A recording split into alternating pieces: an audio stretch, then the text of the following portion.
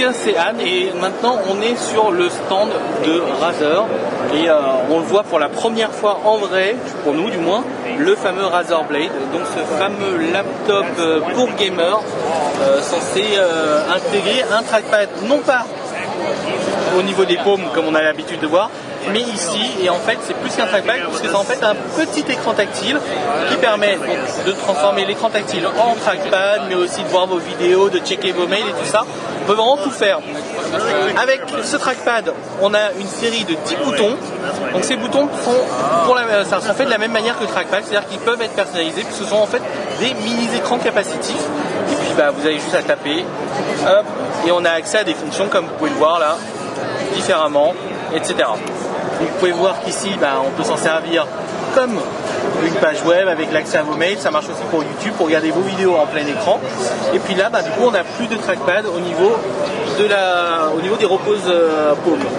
Si on se décale un tout petit peu de ce côté avec cet autre modèle, vous pouvez voir que là, c'est vraiment le mode trackpad qui est mis en avant et qui fonctionne très très bien puisque c'est un écran capacitif, donc en termes de précision on est pas mal.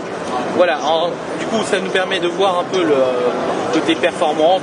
Là c'est un jeu qui est assez classique en soi puisque c'est Firefall il me semble.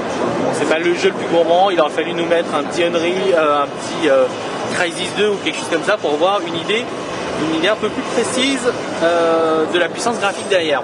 Dans tous les cas, il est gros, il n'est pas petit du tout, vous pouvez le voir là. Donc c'est plus un transportable qu'un véritable ordinateur portable. Et on retrouve donc tout ce qui fait le succès de la marque Razer, à savoir sa couleur verte, à la fois sur le logo ici et sur le rétro-éclairage, comme vous pouvez le constater. Pour finir, ce petit écran capacitif intègre aussi 2 boutons, forcément pour pouvoir l'utiliser, là vous voyez pour le tir, hop, et pour les autres trucs assez classiques. Donc je me vois très très mal quand même, très honnêtement, pour des jeux comme, on va dire pour un FPS comme celui-là, je vois pas comment je pourrais jouer un jeu en faisant ça. C'est juste improbable. Donc sur le concept c'est amusant parce qu'on peut peut-être mettre des raccourcis en plus de l'utilisation de sa souris, mais dans l'immédiat je trouve qu'il réagit pas toujours de la même manière, ça va pas toujours bien. Peut-être qu'il faudra un peu plus d'optimisation. Il y a une idée à développer quelque part, il faudra juste voir jusqu'où on peut aller, quoi. Là vous voyez. Alors je voulais juste vous montrer le fameux Thierry Henry.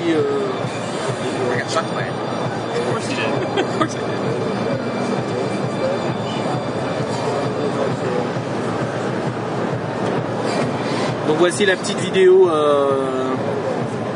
une vidéo YouTube tout simplement. Donc ça vous permet de regarder pendant que vous êtes en train de jouer, d'utiliser votre bande passante pour pouvoir regarder des vidéos. Donc c'est pas super fluide parce que malheureusement la connexion n'est pas géniale. Maintenant il faut savoir que ça reste un petit écran tactile, donc il n'y a pas de, c'est pas non plus